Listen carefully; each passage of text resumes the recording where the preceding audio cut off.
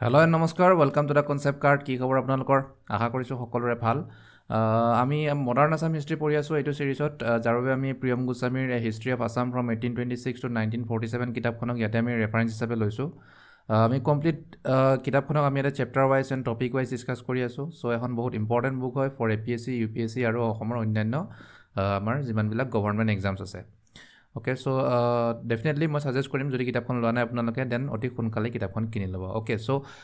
Last ক্লাছত আমি উজনি অসমক ব্ৰিটিছ সাম্ৰাজ্যত কেনেকৈ সংযোজন কৰা হৈছিল তাৰ বিষয়ে পঢ়িলোঁ ইয়াৰ আগত আমি নামনি অসমৰ সংযোজনৰ বিষয়ে পঢ়িলোঁ চ' আমি ছিকুৱেঞ্চুৱেলি আমি চিৰিয়েলি তেনেকৈ এফালৰ পৰা আহি আছোঁ নাও কিন্তু তাৰ সমসাময়িকভাৱে অ'কে নামনি আৰু উজনি অসমৰ লগতে ইয়াৰ ওচৰৰ যিবোৰ অঞ্চল আছিল সেই অঞ্চলসমূহত তেতিয়া কি হৈ আছিল অ'কে শদিয়া মটক কাছাৰ এই অঞ্চলসমূহত ব্ৰিটিছসকলে কেনেকৈ তেওঁলোকৰ আধিপত্য স্থাপন কৰিছিল বা কেনেকৈ এই অঞ্চলসমূহক ব্ৰিটিছসকলে তেওঁলোকৰ ব্ৰিটিছ সাম্ৰাজ্যত সংযোজন কৰি লৈছিল ৰাইট কাৰণ আমি ইতিমধ্যে পঢ়ি আহিছোঁ যে 1826 চনত ইয়াণ্ডাবু সন্ধি স্বাক্ষৰিত হ'ল দেন 1828 চনত নামনি অসম ব্ৰিটিছসকলে সংযোজন কৰিলে দেন 1833 চনত গুৱাহাটী সন্ধি স্বাক্ষৰিত হৈছিল অ'কে যাৰ জৰিয়তে আহোম ৰাষ্ট্ৰযন্ত্ৰ পুনৰ স্থাপন কৰা হৈছিল য'ত পুৰন্দৰ সিংহক তেওঁলোকে নতুন আহোম ৰজা হিচাপে শাসনৰ দায়িত্বভাৰ অৰ্পণ কৰিছিল অ'কে আৰু তাৰপিছত কি হৈছিল 1838 চনত পুৰন্দৰ সিংহক গুচাই ডাইৰেক্ট তেওঁলোকে উজনি অসমকো ব্ৰিটিছ সাম্ৰাজ্যত এনেক্স কৰি ল'লে অলৰাইট কিন্তু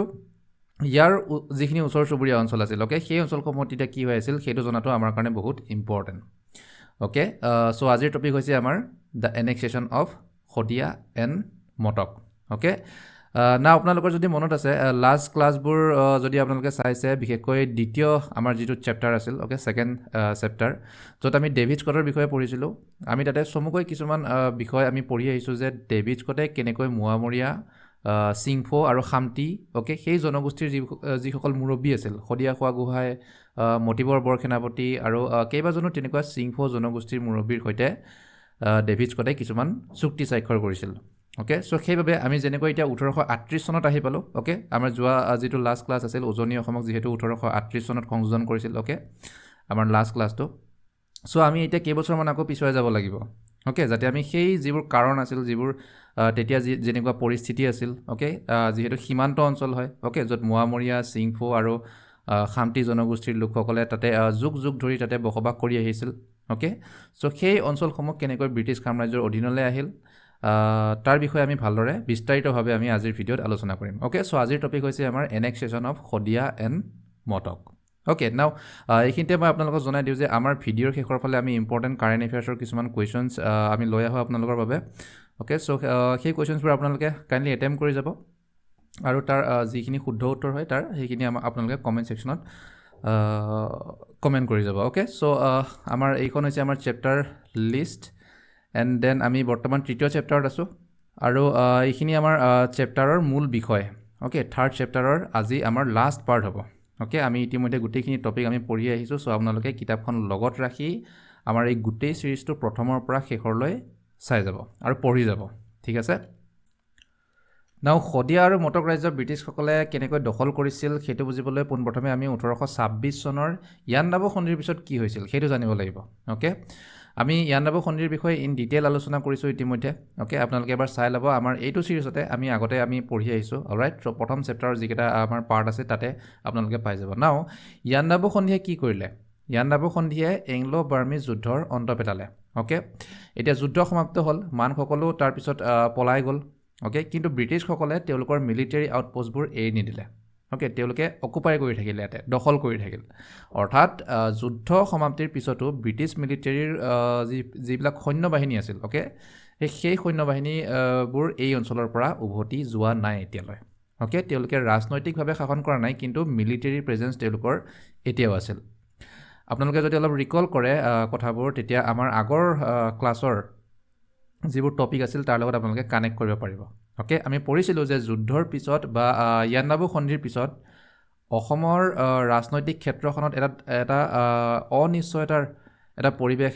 তেতিয়া সৃষ্টি হৈছিল অ'কে আহোমসকলে শাসন কৰিব নে ব্ৰিটিছসকলে শাসন কৰিব কোনো তেতিয়া চিয়'ৰ নাছিল অ'কে তেনেকুৱাকৈ চলি আহি আছিল কিন্তু ব্ৰিটিছ মিলিটেৰী এই অঞ্চলত তেতিয়াও আছিল ওকে আৰু যেহেতু শদিয়া আৰু মটক হ'ল সীমান্তৱৰ্তী অঞ্চল ওকে ফ্ৰণ্টিয়াৰ চ' ব্ৰিটিছ মিলিটাৰী প্ৰেজেন্স ইয়াত থকাটো ডেফিনেটলি স্বাভাৱিক কথা এইটো ওকে কাৰণ তেওঁলোকে মানসকলক শদিয়া মটক এইবোৰ অঞ্চল পাৰ কৰি ম্যানমাৰলৈ তেওঁলোকে খেদি থৈ আহিছে ওকে চ' যদি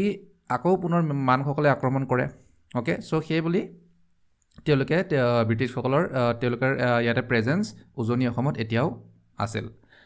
চ' তেনেকৈ তেওঁলোকে মোৱামৰীয়া খামতি আৰু চিংফৌ জনগোষ্ঠীৰ সৈতে ডাইৰেক্ট কণ্টেক্টত আহিল ওকে অৰ্থাৎ প্ৰত্যক্ষভাৱে তেওঁলোকৰ সংস্পৰ্শলৈ আহিল ওকে আৰু মোৱামৰীয়া খামতি আৰু চিংফৌ জনগোষ্ঠীৰ লোকসকলে বসবাস কৰা এই বৃহৎ অঞ্চলটোকেই শদিয়া দেশ বা শদিয়া কাণ্ট্ৰি বুলি কোৱা হৈছিল ওকে নাও ইয়াৰে ভিতৰত মোৱামৰীয়াসকল ব্ৰহ্মপুত্ৰ আৰু বুঢ়ীদিহিং নদীৰ মাজৰ যিখিনি এৰিয়া ওকে তাত বসবাস কৰিছিল মোৱামৰীয়াসকল আৰু এই অঞ্চলটোকেই মটক বুলিও কোৱা হৈছিল নাও ইয়াতে এটা আপোনালোকে এটা কথা এটা মন কৰিব ইয়াৰ যিখিনি মূল বাসিন্দা ওকে তেওঁলোককো মটক বুলিয়ে কোৱা হৈছিল অলৰাইট কাৰণ আমি পাই আহিছোঁ যে ইয়াৰ আগৰ ক্লাছত যিখিনি মূল বাসিন্দা ওকে অৰিজিনেল ইনহেবিটেন্স তেওঁলোক আছিল মটকসকল কাৰণ পুৰন্দৰ সিংহৰ অঞ্চলৰ পৰাও বহুত মানুহ মাইগ্ৰেট কৰি ইয়াতে বসবাস কৰিছিল ওকে তেওঁলোক অৰিজিনেল নহয় যিসকল পুৰন্দৰ সিংহৰ অঞ্চলৰ পৰা গৈছিল ওকে চ' অভাৰঅল মোৱামৰীয়া বুলি কোৱা হৈছিল আৰু মটকসকল আছিল ইয়াৰ মূল বাসিন্দা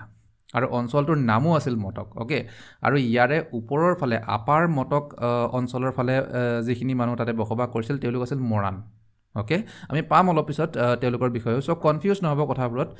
টাৰ্মবিলাক অলপ একে ধৰণৰ লাগে অলৰাইট আৰু ইয়াৰ যিজন মূল নেতা ওকে বা মুৰব্বী তেওঁ আছিল মতিবৰ বৰসেনাপতি ওকে বৰসেনাপতিটোৰ টাইটেল হয় মানে পোষ্ট হয় মুৰব্বীৰ তেওঁৰ নাম আছিল মতিবৰ আৰু মতিবৰ বৰসেনাপতিও এজন বহুত সক্ষম আৰু বহুত পাৱাৰফুল ওকে শক্তিশালী নেতা আছিল কাৰণ মানসকলৰ আক্ৰমণৰ সময়ত বৰসেনাপতিয়ে আক্ৰমণকাৰীসকলক বাধা দিব পাৰিছিল ওকে তেওঁলোকক প্ৰতিৰোধ কৰিব পাৰিছিল ৰেজিষ্ট কৰিব পাৰিছিল আহোম ৰজাটো পলাই যাবলগীয়া তেনেকুৱা ধৰণৰ এটা পৰিস্থিতি আহি পৰিছিল হয়নে কিন্তু মতিবৰ বৰসেনাপতিয়ে তেওঁৰ প্ৰজাসকলক মানসকলৰ পৰা সুৰক্ষিত কৰি ৰাখিছিল ওকে যাৰ ফলত কি হ'ল ইমানখিনি প্ৰটেকশ্যন দেখা পোৱাৰ পিছত কি হ'ল যে ওচৰ চুবুৰীয়া যিবিলাক অঞ্চল আছিল ওকে তাৰ সেই অঞ্চলসমূহৰ পৰা বিশেষকৈ আহোম ৰাজ্যৰ পৰা বহু লোক তেওঁৰ অঞ্চললৈ মাইগ্ৰেট কৰিছিল okay influx of people into his territory কাৰণ তেওঁ সুৰক্ষা প্ৰদান কৰিব পাৰিছিল মানুহখিনিক ওকে চ' সুৰক্ষাৰ বাবে বহু লোক মোৱামৰীয়াসকলৰ অঞ্চললৈ গৈও তাতে বসবাস কৰিছিল মাইগ্ৰেট কৰিছিল তেওঁলোকে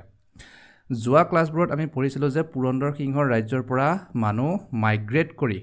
মোৱামৰীয়াসকলৰ অঞ্চলত গৈ বসবাস কৰিছিল যিটো নেকি পুৰন্দৰ সিংহৰ বাবে এক প্ৰধান সমস্যা হৈ দেখা দিছিল সেই যিটো মাইগ্ৰেশ্যনৰ সমস্যা আছিল সেই মাইগ্ৰেশ্যন ইয়াৰ পৰাই আৰম্ভ হৈছিল ওকে এই যিটো পইণ্ট মোৱামৰীয়াসকলে যে বাধা দিব পাৰিলে মানসকলক সেইটো দেখিয়ে মাইগ্ৰেশ্যন ষ্টাৰ্ট হৈছিল ওকে আমি যি পঢ়ি আছোঁ এতিয়া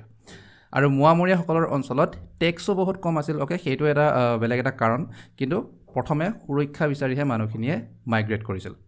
আৰু আনহাতে মটকৰ পৰা ছাউথ ইষ্ট ওকে দক্ষিণ পূব দিশত যিখিনি এৰিয়া আছিল তাত বসবাস কৰিছিল চিংফৌসকল ওকে কিন্তু মোৱামৰীয়াসকলে যেনেকৈ মানসকলৰ বিৰুদ্ধে ফাইট কৰিছিল মানসকলৰ আক্ৰমণক তেওঁলোকে বাধা দিছিল চিংফৌসকল কিন্তু কমপ্লিটলি তাৰ উলটা ওকে কমপ্লিটলি তাৰ বিপৰীত চিংফৌসকলে মানসকলৰ সৈতে মিলি একেলগে আক্ৰমণ কৰিছিল উলটা ঠিক আছে তেওঁলোকৰ ইণ্টাৰেষ্ট ছেম আছিল তাৰমানে ওকে মানসকলৰ লগত মিলি তেওঁলোকে সেই তেনেকুৱা ধ্বংস কৰি থৈ যায় মাৰপিট কৰে হত্যা হিংসা তেনেকুৱা ধৰণৰ কাৰ্যত চিংফৌসকলো জড়িত হৈ পৰিছিল ওকে ইনফেক্ট তেওঁলোকে যোৰহাটলৈকে তেওঁলোকৰ সেই তেনেকুৱা অঞ্চলসমূহ ধ্বংস কৰি পেলাইছিল ওকে ইমানেই এটেক কৰে আহি তেওঁলোকে যোৰহাট পাইছিলেহি কিন্তু এই গোটেই প্ৰচেছটোত এই গোটেই ধ্বংস যে তেওঁলোকে কৰি আহিছে এই গোটেই প্ৰচেছটোত চিংফৌসকল কেইবাটাও বেলেগ গোটত তেওঁলোক ভাগ হৈ পৰিল ওকে তেওঁলোক একত্ৰিত হৈ নাথাকিল আৰু অলৰাইট বেলেগে তেওঁলোকে কাম কৰিছিল স্বাধীনভাৱে ইণ্ডিপেণ্ডেণ্ট গ্ৰুপ হিচাপে তেওঁলোকে কাম কৰিছিল অলৰাইট কাবিলা বুলি কয় হিন্দীত ক্লেন হিচাপে ওকে আৰু প্ৰত্যেকটা গ্ৰুপৰ যিজন বেলেগ যিকেইটা গ্ৰুপ বনিলে চিংফৌসকলৰ তাৰ এজন কি আছিল মুৰব্বী আছিল ওকে আৰু সময়ৰ লগে লগে কি হ'ল এই গোটেই গোটসমূহ দুটা মেইন গ্ৰুপত তেওঁলোক ভাগ হৈ গ'ল অ'কে য'ত এটা গ্ৰুপ আনটো গ্ৰুপৰ তাৰমানে সদায় কি হৈ থাকে শত্ৰু অ'কে এটাই আনটোৰ কি হয় এনিমি অ'কে প্ৰথমে চিংফসকলে মানসকলৰ লগত মিলি আক্ৰমণ কৰিছিল তাৰপিছত তেওঁলোকে নিজেই বেলেগ বেলেগ গ্ৰুপত ভাগ হৈ গ'ল ছেপাৰেট হৈ গ'ল অ'কে দেন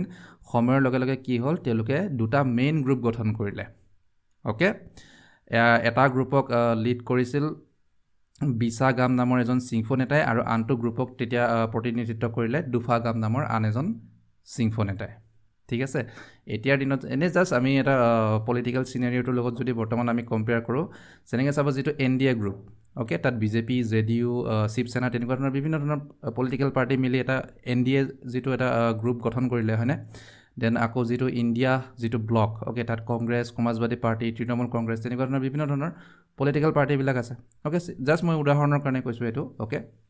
বুজিবৰ কাৰণে কৈছোঁ আৰু এই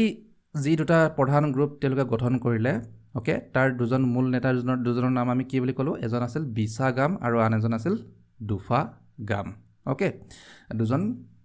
প্ৰতিদ্বন্দ্বী চিংফো নেতা চ' কি হ'ল তাৰমানে তেওঁলোকে ইণ্টাৰনেলি গোটেই চিংফো জনগোষ্ঠীটোক যদি আমি চাওঁ ইণ্টাৰনেলি তেওঁলোক ডিভাইড হৈ গ'ল অ'কে আভ্যন্তৰীণভাৱে তেওঁলোক বিভক্ত হৈ পৰিল অ'কে যাৰ ফলত গোটেই অঞ্চলটো আৰু অধিক অস্থিৰ হৈ পৰিল অ'কে তেওঁলোকৰ অহৰহ লুটপাট কৰে তেওঁলোকে হত্যা হিংসা ঘটনাবোৰৰ লগত দিনক দিনে তেনেকুৱাকৈ বাঢ়িহে গৈ আছে আকৌ অ'কে যাৰ ফলত কি হ'ল মানসকলক ৰংপুৰৰ পৰা খেদি পঠিওৱাৰ পিছতো এনেকুৱা ধৰণৰ যে চিংফোসকল যে নিজৰ মাজতে অস্থিৰ হৈ পৰিছে তাৰ ফলত ব্ৰিটিছসকলৰ অপাৰেশ্যনছ এই অঞ্চলটোত কণ্টিনিউ চলি থাকিল অ'কে তেওঁলোকৰ মিলিটাৰী অপাৰেশ্যনছবোৰ তেওঁলোকে কণ্টিনিউ কেৰি আউট কৰি থাকিলে চিংফোসকলৰ লগতে সীমান্ত অঞ্চলৰ আন এক শক্তিশালী জনজাতি আছিল খামতিসকল অ'কে আৰু তেওঁলোক বসবাস কৰিছিল নদিহিং নদীৰ দক্ষিণ ফালে আৰু তেওঁলোকৰ সেই এৰিয়াটো একেবাৰে ম্যানমাৰৰ যিখিনি ওপৰৰ ফালে এটা উপত্যকা এটা আছে হুকাং উপত্যকা বা হুকাং ভেলী তাৰলৈ তেওঁলোকৰ অঞ্চলটো বিস্তৃত হৈ আছিল অ'কে এক্সটেণ্ড হৈ আছিল ক'ৰ পৰা নদিহিং নদীৰ দক্ষিণ ছাইডৰ পৰা up to Hukawng valley in upper Burma region okay তাৰমানে ম্যানমাৰৰ ওপৰৰ ফালে যিটো উপত্যকা হুকাং ভেলী অ'কে আৰু ইয়াৰ যিজন মুৰব্বী আছিল তেওঁ আছিল শদিয়া খোৱা গোহাঁই অলৰাইট নাও শদিয়া খোৱা গোহাঁই আছিল এটা পদ আমি জানো আহোমসকলৰ প্ৰশাসন ব্যৱস্থাত অ'কে আহোম ৰাজতন্ত্ৰৰ অধীনত গোটেই শদিয়া অঞ্চলটো চোৱা চিতাৰ দায়িত্বত থকা মেইন পষ্টটো আছিল শদিয়া খোৱা গোহাঁই অ'কে আৰু এতিয়া যিহেতু আহোম ৰাজতন্ত্ৰ পূৰ্বৰ দৰে তেনেকুৱা ইমান শক্তিশালী নহয় আৰু অ'কে তেওঁলোকৰ পাৱাৰ ইমান নাই মানসকলেতো ধ্বংস কৰি থৈ গ'ল অ'কে চ' শদিয়া খোৱা গোহাঁই কি কৰিলে তেওঁ স্বাধীনভাৱে সেই অঞ্চলটো শাসন কৰিব ল'লে অ'কে খামতি জনগোষ্ঠীৰ অঞ্চলত তেওঁৰ ক্ষমতা অৰ্থাৎ শদিয়া খোৱা গোহাঁইৰ ক্ষমতা আৰু প্ৰভাৱ আটাইতকৈ বেছি আছিল চ' আল্টিমেটলি তেওঁ আছিল মুৰব্বী অ'কে খামতিসকলৰ নাও খামতিসকলেও কি কৰিলে চিংফোসকলৰ সৈতে মিলি ব্ৰহ্মপুত্ৰ উপত্যকাত তেওঁলোকে অৰ্থাৎ উজনি অসমত প্ৰায় তেওঁলোকে আক্ৰমণ কৰি আহিছিল ৰাইট ৱাইড স্প্ৰেড ব্যাপকভাৱে তেওঁলোকে আক্ৰমণ কৰে ৱাইড স্প্ৰেড ইনকাৰ্জনছ অ'কে যিয়ে ইয়াৰ মানুহৰ ঘৰ বাৰী তেনেকুৱা গাঁও ৰাস্তা ঘাট অ'কে বাণিজ্যিক পথ তেনেকুৱা ইম্পৰ্টেণ্ট যোগাযোগ ব্যৱস্থাসমূহ ধ্বংস কৰি পেলাইছিল অ'কে খামতি আৰু চিংফোসকলে অৰ্থাৎ খামতিসকলেও এটেক কৰে আৰু চিংফোসকলেও এটেক কৰে মানসকলেতো কৰে আৰু যিহেতু 1826 চনৰ ইয়াণ্ডাবু সন্ধিৰ পিছৰ পৰা অ'কে ইনডাইৰেক্টলি হ'লেও ব্ৰিটিছ মিলিটাৰী ইয়াত আছে অ'কে ব্ৰিটিছ মিলিটাৰীয়ে তেওঁলোকৰ পাৱাৰটো ইয়াতে ৰাখিছে অ'কে চ' তেওঁলোকৰ মিলিটাৰী প্ৰেজেঞ্চ ইয়াতে আছিল ডেফিনেটলি কম বেছি পৰিমাণে হ'লেও লাহে লাহে তেওঁলোকে বেপাৰ বাণিজ্যও আৰম্ভ কৰিছিল অ'কে চ' খামতি আৰু চিংফোসকলৰ এনেকুৱা কণ্টিনিউ আক্ৰমণৰ ফলত ব্ৰিটিছসকলৰ অসুবিধা হৈছিল অ'কে তেওঁলোকৰ কাৰণে এইটো এটা ভাবুকি নিচিনা হৈ পৰিল অ'কে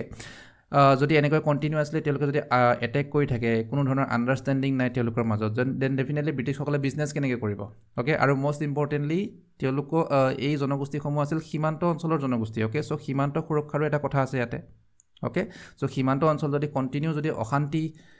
এটা যদি পৰিৱেশ যদি বিৰাজ তাতে কৰি থাকে অ'কে সীমান্ত অঞ্চলত দেন ডেফিনেটলি ব্ৰিটিছসকলৰ এটা অসুবিধা হ'ব তাতে অ'কে চ' সেইবাবে এই জনগোষ্ঠীসমূহৰ লগত এখন চুক্তি স্বাক্ষৰ কৰাটো বহুত ইম্পৰ্টেণ্ট হৈ পৰিছিল ব্ৰিটিছসকলৰ বাবে okay so' Scott's treaties with the Moamarias Khamtis and the Singphos আৰু ইয়াৰ লগতে মানসকলে যদি ভৱিষ্যতত পুনৰ আকৌ আক্ৰমণ কৰে অ'কে চ' সেইটো এটা কথা অ'কে চ' ব্ৰিটিছৰ যিমানবিলাক অঞ্চল আছিল তাতে চ' তেনেস্থলত খামতি সিংফো বা মোৱামৰীয়াসকলে যদি মানসকলৰ লগত মিলি পুনৰ আকৌ ব্ৰিটিছসকলক এটেক কৰে গোটেইবিলাকে একেলগে মিলি অ'কে চ' সেইবাবে এই জনগোষ্ঠীসমূহৰ লগত এখন চুক্তি স্বাক্ষৰ কৰা ব্ৰিটিছসকলৰ বাবে বহুত ইম্পৰ্টেণ্ট হৈ পৰিছিল বিশেষকৈ তেওঁলোকে সহায়ো কৰিব নালাগে এটলিষ্ট তেওঁলোকে নিউট্ৰেল যাতে হৈ থাকে অ'কে নিৰপেক্ষ হৈ থকাটো তেওঁলোকৰ কাৰণে এটা খুবেই প্ৰয়োজনীয় মেটাৰ হৈ পৰিছিল ব্ৰিটিছসকলৰ কাৰণে ঠিক আছে আৰু ডেভিড স্কট প্ৰথমজন গভৰ্ণৰ জেনেৰেলৰ এজেণ্ট অ'কে তেওঁ এই কথা ভালদৰে বুজি পাইছিল অলৰাইট বা তেওঁ উপলব্ধি কৰিলে যে কেৱল সেনা পঠিয়াই মিলিটাৰী পঠিয়াই বা মিলিটাৰী ব্যৱহাৰ কৰি সীমান্ত অঞ্চলসমূহত শান্তি আৰু স্থিৰতা বজাই ৰাখিব নোৱাৰি কাৰণ ইতিমধ্যে সেনাটো আছেই তাতে মিলিটাৰী আছেই তাতে হয়নে বাট ষ্টিল তাতে অস্থিৰ হৈ আছে পৰিৱেশ চ' ইয়াত বসবাস কৰা জনগোষ্ঠীসমূহক ব্ৰিটিছ স্ফিয়াৰ অফ ইনফ্লুৱেঞ্চৰ আণ্ডাৰত ৰাখিব লাগিব তেওঁ অ'কে চ' এই কথা ডেভিড স্কটে আল্টিমেটলি উপলব্ধি কৰিলে অ'কে অৰ্থাৎ ব্ৰিটিছসকলৰ প্ৰভাৱ এই অঞ্চলত থাকিব লাগিব কেৱল সেনা থাকিলেই নহ'ব কেৱল মিলিটাৰী থাকিলেই নহ'ব ব্ৰিটিছ ইনফ্লুৱেঞ্চো থাকিব লাগিব অ'কে তেওঁলোকে প্ৰভাৱ বিস্তাৰ কৰিব লাগিব এই অঞ্চলসমূহত চ' সেই উদ্দেশ্যেৰে 1826 চনৰ 13 মে' তাৰিখে অ'কে ডেভিড স্কটে মোৱামৰীয়া খামতি আৰু অ'কে ইয়াতে কেৱল মোৱামৰীয়া আৰু খামতি অলৰাইট চ' মোৱামৰীয়া আৰু খামতি জনগোষ্ঠীৰ মুৰব্বীৰ সৈতে কি কৰিলে চুক্তি স্বাক্ষৰ কৰিলে ঠিক আছে সিংফোসকলৰ নহয় ইয়াতে সিংফোসকলক ইয়াতে এক্সক্লুড কৰিলে কেৱল মোৱামৰীয়া আৰু খামতি সিংফোসকলৰ সৈতে পিছত কৰিব অ'কে প্ৰথমে কি কৰিলে মোৱামৰীয়া আৰু খামতিসকলৰ লগত চুক্তি কৰিলে আল্টিমেটলি ব্ৰিটিছসকলে এই চুক্তিৰ জৰিয়তে তেওঁলোকে এইটো বিচাৰিছিল যে স্থানীয় নেতাসকলে নিজৰ অঞ্চলত তেওঁলোকে শাসন কৰি থাকক অ'কে নিজৰ ক্ষমতাবোৰ তেওঁলোকে অটুট ৰাখক কিন্তু ব্ৰিটিছ আধিপত্যক তেওঁলোকে মানি ল'ব লাগিব অ'কে কাৰণ ব্ৰিটিছসকলৰ হাতত আধুনিক অস্ত্ৰ শস্ত্ৰ আছিল অ'কে তেওঁলোক এনেও শক্তিশালী চ' ব্ৰিটিছসকলৰ ক্ষমতাক জনগোষ্ঠীৰ মুৰব্বীসকলে মানি ল'ব লাগিব একনলেজ কৰক যে তেওঁলোক অৰ্থাৎ ব্ৰিটিছসকল এই সীমান্ত অঞ্চলৰ জনগোষ্ঠীসকলতকৈ বহুত বেছি শক্তিশালী অ'কে কিন্তু তাৰ লগতে নিজৰ অঞ্চলত তেওঁলোকে শাসনো কৰি থাকক ঠিক আছে চ' এইবিলাক ব্ৰিটিছসকলৰ তেতিয়া টেকটিক্স ডিপ্ল'মেটিক টেকটিক্স আৰু ঠিক তেনেকৈ তেওঁলোকে যেনেকৈ বিচাৰিছিলে তেনেকুৱাকৈ হ'ল অ'কে মোৱামৰীয়াসকলৰ মুখ্য যিজন নেতা আছিলে মুৰব্বী আছিলে তেওঁ চুক্তি অনুসৰি অৰ্থাৎ মতিবৰ বৰসেনাপতিয়ে অ'কে চুক্তি অনুসৰি ব্ৰিটিছ চৰকাৰৰ আধিপত্যক তেওঁ মানি ল'লে অ'কে অৰ্থাৎ নিজৰ অঞ্চলত তেওঁ শাসন চলাই ৰাখিব কিন্তু এক্সটাৰ্নেল আৰু ষ্ট্ৰেটেজিক মেটাৰবোৰত অলৰাইট বা যিবোৰ বাহ্যিক আৰু কৌশলগত যিবোৰ বিষয় আছিল সেই বিষয়বোৰত ব্ৰিটিছৰ ওপৰত তেওঁ নিৰ্ভৰ কৰিব বেষ্ট এক্সাম্পল আমি যদি চাওঁ বৰ্তমান আমাৰ ডেনমাৰ্ক আৰু গ্ৰীণলেণ্ডৰ যিটো ৰিলেশ্যন অ'কে তেনেকুৱা বা আৰ্টিকল 370 গুচোৱাৰ পিছত জম্মু কাশ্মীৰ আৰু ইণ্ডিয়াৰ লগত যিটো ৰিলেশ্যন আছিল গুচোৱাৰ আগত অ'কে আৰ্টিকল 370 গুচোৱাৰ আগত জম্মু কাশ্মীৰ আৰু ইণ্ডিয়াৰ লগত যেনেকুৱা ৰিলেশ্যন আছিল বিদেশ নীতি যোগাযোগ ব্যৱস্থা বা তেনেকুৱা প্ৰতিৰক্ষাৰ বাহিৰে আটাইবোৰ বিষয়ত জম্মু কাশ্মীৰে নিজা তেনেকুৱা তেওঁলোকে আইন প্ৰণয়ন কৰিব পাৰিছিল অ'কে ঠিক তেনেকৈ এতিয়া মতিবৰ বৰসেনাপতিৰ অৱস্থা অ'কে তেওঁ ব্ৰিটিছ চৰকাৰৰ আধিপত্যক মানি ল'লে কিন্তু যিবোৰ তেওঁৰ ভিতৰৰ যিবোৰ ইণ্টাৰনেল মেটাৰ তাত তেওঁ নিজেই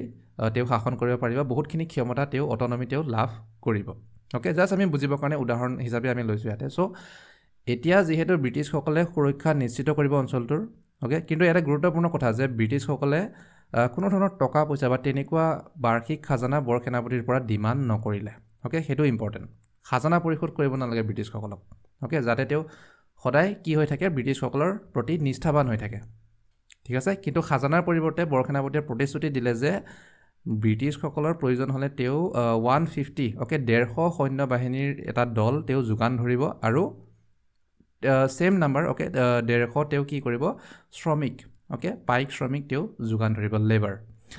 আৰু লগতে সীমান্ত অঞ্চলত থকা ব্ৰিটিছ সেনাৰ বাবে প্ৰয়োজন অনুসৰি তেওঁ খাদ্য আৰু সামগ্ৰী যোগান ধৰিব অ'কে ছাপ্লাই প্ৰভিজনছ নাও খামতিসকলৰ লগতো ঠিক তেনেকৈয়ে হ'ল অ'কে খামতিসকলেও ব্ৰিটিছৰ আধিপত্যক তেওঁলোকেও সমৰ্থন জনালে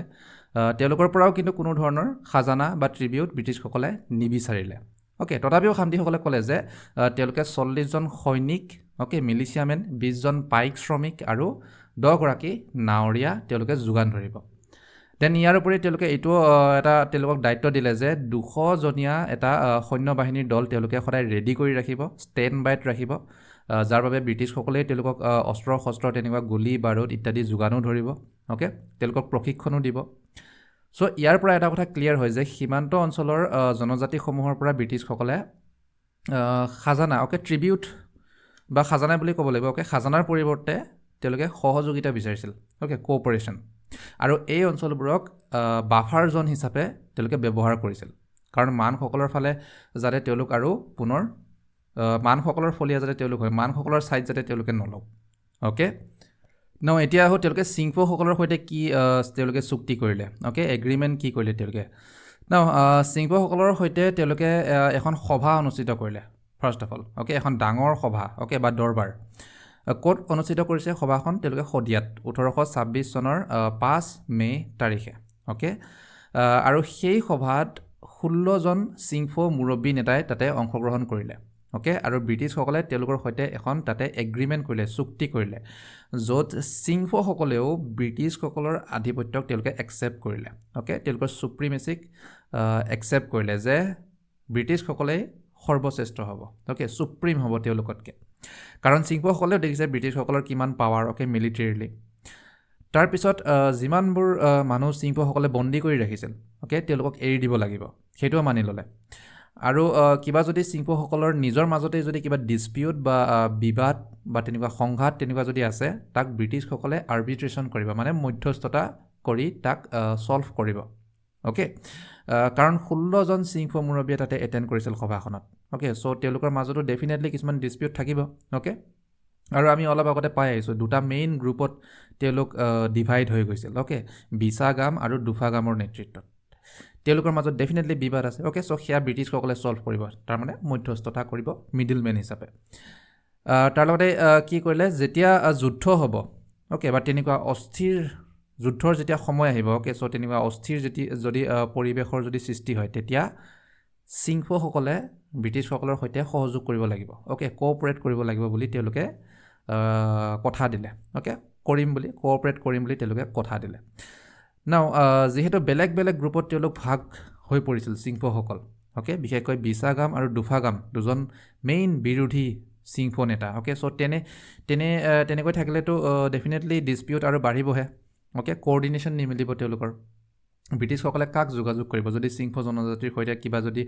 পুনৰ যদি এগ্ৰিমেণ্ট কৰিবলগীয়া হয় অ'কে সমস্যা হ'ব ডেফিনেটলি চ' তাৰ বাবে কি কৰিলে এটা আণ্ডাৰষ্টেণ্ডিং তেওঁলোকে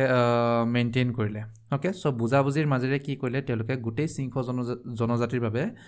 বিছাগামক তেওঁলোকৰ মূল নেতা হিচাপে বাছনি কৰিলে অ'কে এতিয়া বিছাগাম হ'ব গোটেই চিংফো জনজাতিৰ মূল মুৰব্বী অ'কে পেৰামাউণ্ট চিফ চিংফোসকলৰ সৈতে যদি কিবা আলোচনা বিলোচনা যদি কৰিব লাগে ব্ৰিটিছসকলে যোগাযোগ যদি কৰিব লাগে তেতিয়াহ'লে বিছাগাম হ'ব তেওঁলোকৰ যোগাযোগৰ মাধ্যম চেনেল অফ কমিউনিকেশ্যন আৰু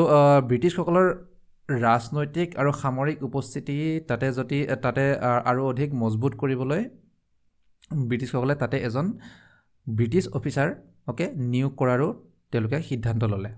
অ'কে যিয়ে কি কৰিব এই গোটেই সীমান্ত অঞ্চলৰ জনজাতিসমূহৰ ওপৰত তেওঁলোকৰ কাম কাজবোৰত প্ৰত্যক্ষভাৱে নজৰ ৰাখিব নাও কেপ্টেইন নিউফিল্ড অ'কে আপোনালোকৰ মনত থাকিব লাগে আমি পঢ়ি আহিছোঁ ইতিমধ্যে তেওঁৰ বিষয়ে উজনি অসমৰ প্ৰথমজন পলিটিকেল এজেণ্ট আৰু মিলিটেৰী হেড অ'কে উজনি অসমৰ কৈছোঁ চ' কেপ্টেইন নিউফিল্ডে কি ক'লে যে এটা বেলেঞ্চ এটা মেইনটেইন যাতে হৈ থাকে সেয়া তেওঁ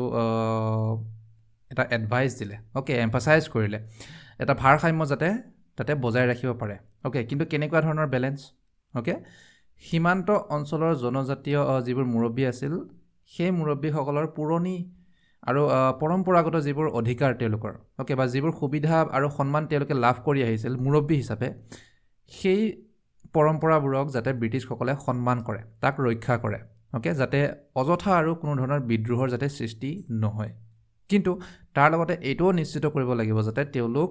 সদায় ব্ৰিটিছসকলৰ অধীনত থাকে অ'কে গুৰুত্বপূৰ্ণ বিষয়বোৰত যাতে সদায় ব্ৰিটিছক সমৰ্থন কৰে চ' সেইবাবে যিবোৰ চিভিল আৰু minor criminal case okay civil case মানে আপোনালোকে গম পাইছে আৰু যিবোৰ সৰু সুৰা যিবোৰ অপৰাধৰ কেছ তাৰ বিচাৰ বিবেচনাৰ ক্ষমতা তেওঁলোকৰ মুৰব্বীসকলৰ হাতত থাকিব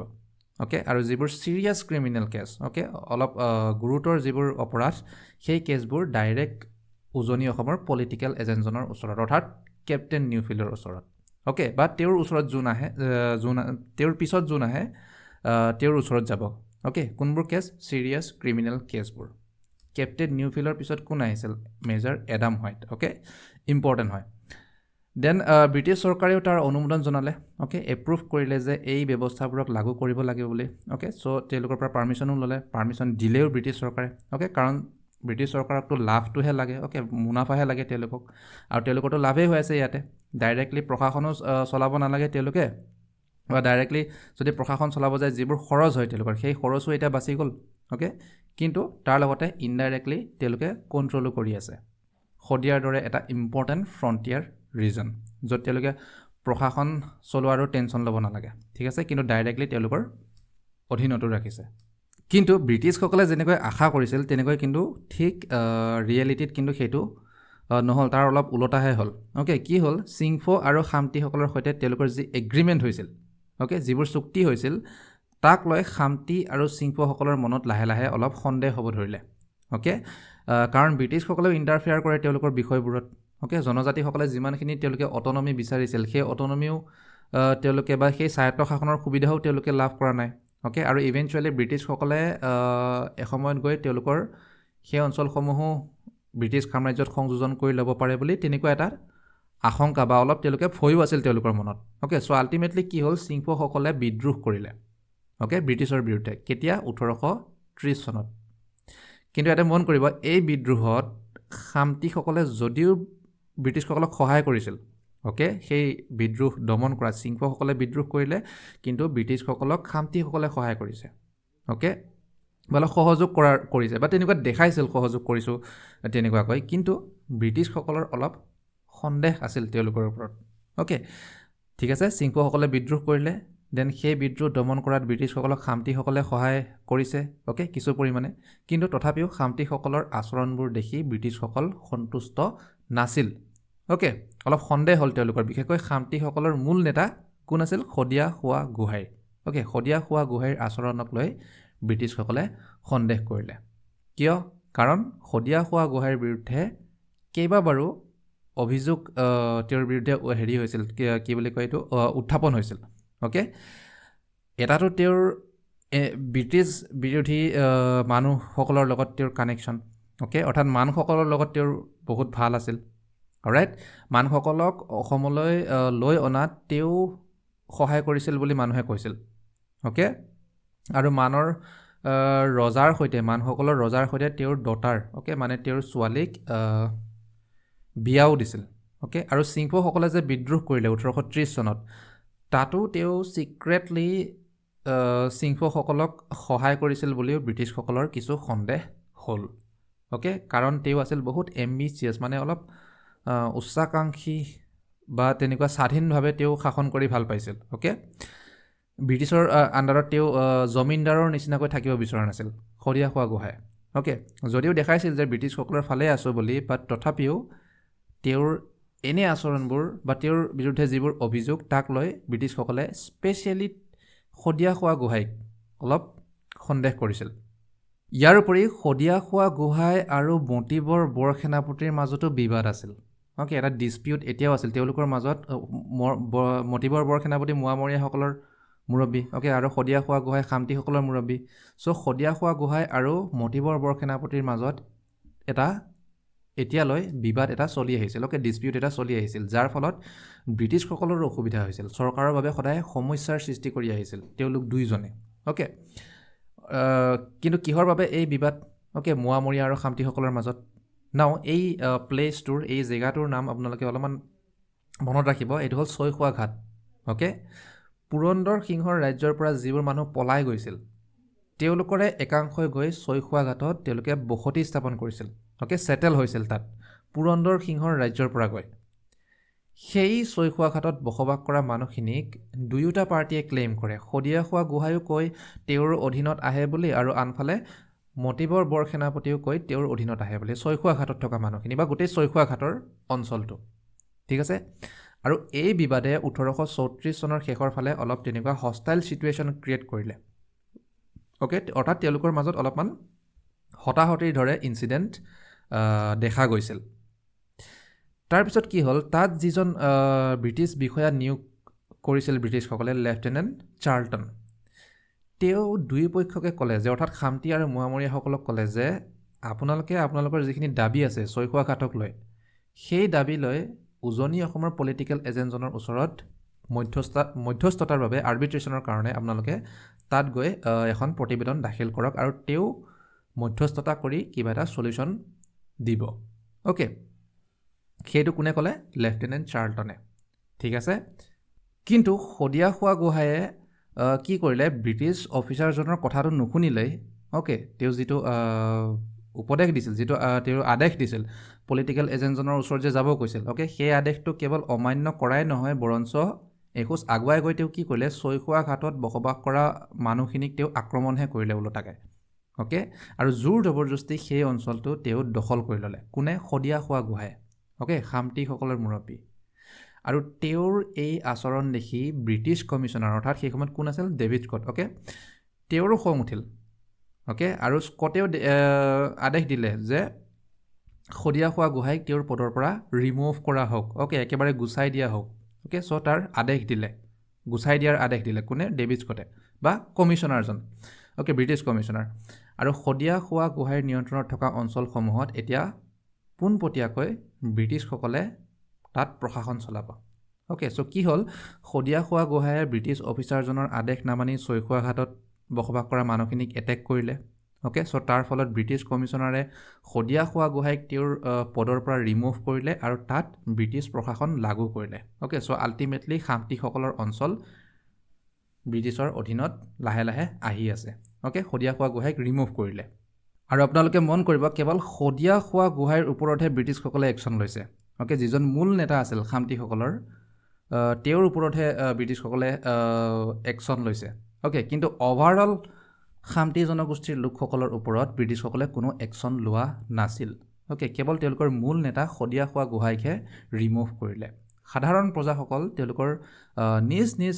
যিবোৰ মুৰব্বী আছিল তেওঁলোকৰ অধীনতে কোনো ধৰণৰ ডিষ্টাৰ্ব নোহোৱাকৈ কণ্টিনিউ তাতে তেওঁলোকৰ লাইফ তাতে চলি আছিল। অ'কে, কিন্তু তেওঁলোকৰ মাজত যিখিনি অসমীয়া পাইক আছিল, অ'কে, খামতিসকলৰ মাজত আহোম ৰাজ্যৰ পৰা গৈ যিসকলে তাতে মাইগ্ৰেট কৰি তাতে বসবাস কৰিছিল, জনসংখ্যাৰ ফালৰ পৰা যদি চাওঁ তেওঁলোকৰ সংখ্যা বেছি। অ'কে, 3/2 আছিল অসমীয়া পাইক খামতিসকলৰ যিখিনি অঞ্চল। অ'কে, 1/2 মানুহে খামতি জনগোষ্ঠীৰ। ঠিক আছে, 3/2 মানুহ তাতে অসমীয়া পাইক আৰু 1/2 মানুহ তাতে খামতিৰ যিখিনি অৰিজিনেল ইনহেবিটেঞ্চ। অ'কে, খামতিসকলৰ অঞ্চলতে। আৰু অসমীয়া পাইকসকল আছিল মষ্টলি বণ্ডছমেন আৰু শ্লেভ। শ্লেভ মানেতো ডাইৰেক্ট আপোনালোকে গমেই পাইছে, দাস বা তেনেকুৱা চাকৰ। অ'কে, বণ্ডছমেনসকলো প্ৰায় শ্লেভ নিচিনাই। অ'কে, তেওঁলোকৰ ওপৰত কি আছে, এটা ধাৰ এটা আছে, এটা ঋণ এটা আছে তেওঁলোকৰ ওপৰত। চ' সেইবাবে তেওঁলোকে শ্লেভেৰী কৰি আছে। ঠিক আছে, চ' বণ্ডছমেন আৰু শ্লেভৰ মাজত এইটো এটা বেছিক এটা ডিফাৰেঞ্চ এটা আছে আৰু। অ'কে, শ্লেভবোৰ ডাইৰেক্ট দাস, অ'কে, চাকৰ, কিন্তু বণ্ডছমেন হ'ল যাৰ ওপৰত এটা ধাৰ এটা আছে, এটা ঋণ এটা আছে, সেইবাবে তেওঁলোকে শ্লেভেৰী কৰি আছিল। অ'কে, তেওঁলোকক আমি বণ্ডছমেন বুলি কওঁ চিম্পলি। কিন্তু তেওঁলোককো যেতিয়া, অসমীয়া পাইকসকলকো যেতিয়া ব্ৰিটিছসকলে সমান অধিকাৰ দিলে শদিয়া খোৱা গোহাঁইক গুচাই পেলাই, অ'কে, তেওঁলোকক সমান তেওঁলোকক মৰ্যাদা দিলে, ছ'চিয়েলি ৰেগুলাৰ এছেছমেণ্টৰ ভিতৰত আনিলে, তেওঁলোকো তেতিয়া মূল বাসিন্দা খামতিসকলৰ লগত সমান হৈ গ'ল। অ'কে, ছ'চিয়েলি, সামাজিকভাৱে। চ' এই কথা খামতিসকলে সহ্য নকৰিলে ডেফিনেটলি। অ'কে, এই ক্ষতি তেওঁলোকে মানি ল'ব নোৱাৰিলে। অ'কে, তেওঁলোকৰ সামাজিকভাৱে ক্ষতি হৈছে ইয়াতে। এতিয়া অবৈধ বাংলাদেশীসকলক যদি কালিৰ পৰা ভাৰতীয় নাগৰিক বুলি কৈ দিয়ে, অ'কে, চৰকাৰে ডেফিনেটলি প্ৰটেষ্ট হ'ব। অ'কে, চ' খামতিসকলেও প্ৰটেষ্ট কৰিলে, বিদ্ৰোহ কৰিলে। কিমান চনত? 1839 চনত। অ'কে, 1839। কেনেকৈ বিদ্ৰোহ কৰিলে এইটো ইম্পৰ্টেণ্ট হয়। প্ৰায় 600 মানুহে মিলি এটেক কৰিলে। অ'কে, খামতিসকল 600 খামতি জনগোষ্ঠীৰ মানুহে মিলি এটেক কৰিলে ব্ৰিটিছ কেণ্টনমেণ্টত। অ'কে, অস্ত্ৰ শস্ত্ৰ লৈ, দে ৱেৰ আৰ্মড। তাৰ মেগজিন দখল কৰিলে। মেগজিন অৰ্থাৎ য'ত ব্ৰিটিছসকলে গুলী বাৰুদ সেই তেনেকুৱা ধৰণৰ অস্ত্ৰ শস্ত্ৰবোৰ, এমিউনিশ্যনবোৰ জমা কৰি ৰাখিছিল, ষ্ট'ৰ কৰি ৰাখে। অ'কে, সেই মেগজিনো তেওঁলোকে চিজ কৰিলে। গোটেই মিলিটেৰী লাইনত তেওঁলোকে জুই লগাই দিলে। ঠিক আছে, য'ত আৰ্মিবোৰ থাকে, টেণ্ট, বেৰিকেড ইত্যাদি, বহুত মানুহ তেওঁলোকে মাৰিও পেলালে। ঠিক আছে, including the political agent Adam White so' Adam হোৱাইটৰ কাৰ হাতত মৃত্যু হৈছিল খামতিসকলৰ হাতত অ'কে 1839 চনৰ বিদ্ৰোহত এইটো ইম্পৰ্টেণ্ট কিন্তু যদিও ব্ৰিটিছসকলে প্ৰথম অৱস্থাত বহুতখিনি লছ তেওঁলোকে ফেচ কৰিলে অৱশেষত তেওঁলোকে খামতিসকলক তাৰ পৰা কিবা কৰি খেদি পঠিয়ালে অ'কে আৰু খামতিসকলৰ অঞ্চলত তেওঁলোকে এতিয়া কমপ্লিটলি অকুপাই কৰি ল'লে অ'কে এনেক্স কৰি ল'লে এতিয়া খামতিসকলৰ অঞ্চল সম্পূৰ্ণৰূপে ব্ৰিটিছ সাম্ৰাজ্যত অন্তৰ্ভুক্ত নাও সেই সময়ৰ গভৰ্ণৰ জেনেৰেলৰ এজেণ্ট অ'কে কেপ্টেইন ফ্ৰান্সিছ জেংকিন্সেও পিছত কৈছিল যে উত্তৰ পূব সীমান্তত জনজাতিসকলে কৰা বিদ্ৰোহৰ ভিতৰত খামতিসকলৰ এই যিটো বিদ্ৰোহী আন্দোলন তেওঁলোকে কৰিলে অ'কে 600 মানুহে যে এটেক কৰিলে সেই আন্দোলন আটাইতকৈ যদি এটা সাহসী প্ৰচেষ্টা বুলি ক'ব পাৰোঁ সেইটোৱে আছিল অ'কে বল্ডেষ্ট এটেম্প্ট অলৰাইট আৰু এই ঘটনাই কি কৰিলে যে শদিয়াত যে ব্ৰিটিছসকলৰ নিয়ন্ত্ৰণ আৰু তেওঁলোকৰ যে উপস্থিতি কিমান দুৰ্বল হৈ আছিল এতিয়াও সেই কথা স্পষ্ট কৰি দিলে অ'কে যাৰ ফলত তেওঁলোকে ছয়খোৱা ঘাটলৈ যিটো ব্ৰিটিছ কণ্টেইনমেণ্ট আছিলে অ'কে বা যিটো তেওঁলোকৰ সামৰিক ঘাটি অ'কে তাত স্থানান্তৰ কৰিলে ক'লৈ ছয়খোৱা ঘাটলৈ অ'কে এতিয়া ছয়খোৱা ঘাটত ব্ৰিটিছ মিলিটাৰী কেণ্টনমেণ্ট তেওঁলোকে স্থাপন কৰিলে য'ত এটেক হৈছিল সেই তেতিয়া খামতিসকলৰ অঞ্চলতে সেই এটেক হৈছিল অ'কে খামতিসকলৰ অঞ্চলতেই আছিল তেতিয়া সেই কেণ্টনমেণ্ট এতিয়া সেই কেণ্টনমেণ্ট কি কৰিলে কেণ্টনমেণ্ট মানে সামৰিক ঘাটি অ'কে ছয়খোৱা ঘাটত সেয়া শ্বিফ্ট কৰিলে যিটো অঞ্চলক লৈ পূৰ্বতে খামতি আৰু মোৱামৰীয়াসকলৰ মাজত বিবাদ চলি আছিল অ'কে এতিয়া কি হ'ব এতিয়া ছাপ্লাই চ'ৰ্চৰো ওচৰত হ'ব আৰু জনজাতিসকলৰ তেনেকুৱা হঠাৎ আক্ৰমণৰ পৰাও তেওঁলোক অলপ সুৰক্ষিত হৈ থাকিব ঠিক আছে আৰু সেই সুৰক্ষাক আৰু অধিক মজবুত কৰিবৰ বাবে তাজি কুজু নিংৰু বিছা আৰু জয়পুৰত তাতে কি কৰিলে ষ্টকেট নিৰ্মাণ কৰিলে অ'কে কাঠৰ যিবোৰ সৰু সৰু টেম্পৰেৰী টেণ্ট ধৰণে অ'কে বাউণ্ডেৰী ৱালো থাকে কেণ্টনমেণ্ট হৈছে এটা ডাঙৰ আৰু কমপ্লিট সামৰিক বাহিনীৰ এটা ষ্টেচন অ'কে ষ্টকেট হৈছে সৰু এটা মিলিটাৰী তাতে আউটপোষ্ট বুলি ক'ব পাৰি নাও এতিয়া মোৱামৰীয়াসকলৰ লগত কি হ'ল অ'কে কিন্তু ইয়াতে আপোনালোকে মন কৰিব মোৱামৰীয়াসকলৰ কথা পঢ়াৰ আগতে আপোনালোকে যদি মন কৰিছে আমি খামতিসকলৰ কথাহে পঢ়িলোঁ ইয়াতে অ'কে চিংফ'সকলৰ লগত কি হ'ল নাও আপোনালোকে নিশ্চয় জানে যে ব্ৰিটিছসকলক অসমত অ'কে মানে চাহৰ লগত পৰিচয় কৰাইছিল পোনপ্ৰথমে চিংফ'সকলে অ'কে চ' তেওঁলোকৰ লগত অলপ বেলেগকৈ ডিল কৰে ব্ৰিটিছসকলে কিন্তু সেইটো পৰৱৰ্তী সময়ত 1830 চনত অলপ তেওঁলোকে বিদ্ৰোহ কৰিছিল যদিও তাক ছাপ্ৰেছ কৰিলে অ'কে দমন কৰিলে সেই বিদ্ৰোহক ব্ৰিটিছসকলে আমি পঢ়িলোঁ অলপ আগতে হয়নে অসমত ইনাৰ লাইন পাৰ্মিট যে আনিছিল ব্ৰিটিছসকলে 1873 চনত তাৰ লগত চিংফ'সকলৰ অলপ কানেকশ্যন আছে অ'কে আমি এই বিষয়ে পিছত পৰৱৰ্তী সময়ত আমি পঢ়িম ঠিক আছে এতিয়া আহোঁ আমি মোৱামৰীয়াসকলৰ লগত কি হৈছিল অ'কে কেনেকৈ ব্ৰিটিছসকলে এনেক্স কৰিলে মটক অঞ্চলটো নাও ইয়াৰ মুৰব্বী আছিল বৰসেনাপতি অ'কে মতিবৰ বৰসেনাপতি মতিবৰ আছিল তেওঁৰ মানুহজনৰ নাম বৰসেনাপতি আছিল মুৰব্বীৰ পদটোৰ নাম অ'কে নাও তেওঁৰ আচৰণো বহুত সন্দেহজনক আছিল ব্ৰিটিছসকলৰ বাবে ঠিক আছে কিয় কাৰণ তেওঁ এজন স্বাধীন মনৰ অ'কে আৰু তেওঁৰ যিটো পাৰ্চনেলিটি অ'কে সেয়া তাৰমানে বহুত কি শক্তিশালী ব্যক্তি এজনৰ যেনেকুৱা পাৰ্চনেলিটি থাকে তেনেকুৱা ধৰণৰ অ'কে কিয় কৈছোঁ তেনেকৈ কাৰণ নিজক লৈ তেওঁ বহুত কি কৰিছিল গৌৰৱ কৰিছিল অ'কে তেনেকুৱা ধৰণৰ মানুহ আছিল আৰু থাকে ন কিছুমান তেনেকুৱা ধৰণৰ মানুহ নিজক লৈ গৌৰৱ কৰা অ'কে ব্ৰিটিছসকলক যে তেওঁ খাজানা দিব নালাগে সেইটোকে তাৰমানে তেওঁ বহুত এটা ডাঙৰ তেওঁৰ কাৰণে এটা সাফল্য বুলি তেওঁ নিজকে একমপ্লিছমেণ্ট অ'কে বুলি তেওঁ নিজকে গৌৰৱ কৰিছিল অ'কে স্পেচিয়েল ষ্টেটাছ আছে তেওঁৰ বুলি ভাবিছিল তেনেকুৱাকৈ অ'কে নাও তেওঁ কিয় সন্দেহ কৰিছিল ব্ৰিটিছসকলে কাৰণ উজনি অসমত ব্ৰিটিছৰ বিৰুদ্ধে যি আন্দোলন হৈছিল অ'কে যি বিদ্ৰোহ হৈছিল ইতিমধ্যে তাত বৰসেনাপতিৰ যথেষ্ট হাত আছিল বুলি বহুতেই বিশ্বাস কৰিছিল অ'কে তেওঁ সেই বিদ্ৰোহীসকলক তেওঁ সহায় কৰিছিল অ'কে তেওঁৰ অঞ্চলৰ বহু ঠাই তেওঁ বিদ্ৰোহীসকলক ব্যৱহাৰ কৰিব দিছিল এণ্টি ব্ৰিটিছ এক্টিভিটিবোৰ কেৰি আউট কৰিবলৈ বা প্লেনিং কৰিবলৈ তেওঁ ব্ৰিটিছ বিৰোধী যিসকল লোক আছিল তেওঁলোকক সহায় কৰিছিল বুলি তেওঁৰ এগেইনষ্টত কিছুমান তেনেকুৱা ধৰণৰ অভিযোগ উত্থাপন হৈছিল ইতিমধ্যে। চ' ব্ৰিটিছসকলে তেওঁক সেইবাবে সন্দেহ কৰিছিল। আৰু আপোনালোকৰ যদি মনত আছে লাষ্ট ক্লাছৰ যিটো আগৰ ক্লাছ আছিল, অ'কে, পাৰ্ট 6B, তাত আমি পঢ়িছিলোঁ যে বৰসেনাপতিক তেওঁৰ প্ৰজাৰ ওপৰত কৰৰ হাৰ, অ'কে, বা টেক্স ৰেট বৃদ্ধি কৰিবলৈ যি আদেশ দিছিল, অ'কে, ব্ৰিটিছসকলে, যদি আপোনালোকৰ মনত আছে আমি পঢ়ি আহিছোঁ, সেই আদেশ কিন্তু তেওঁ মানি লোৱা নাছিল। অ'কে, মোৰ মানুহখিনিৰ ওপৰত মই টেক্স নবঢ়াওঁ বুলিও কৈছিল তেওঁ, কোনে, বৰসেনাপতিয়ে। কিন্তু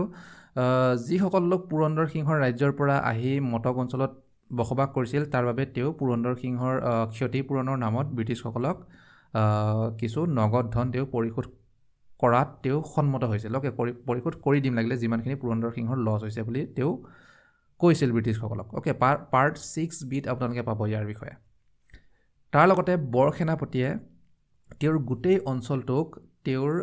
পুতেকহঁতৰ নামত, অ'কে, ভাগ ভাগ কৰি দিছিল আৰু গোটেইখিনিক একেলগে তেওঁ নিজে ছুপাৰভাইজ বা তদাৰক কৰি আছিল। ঠিক আছে। কিন্তু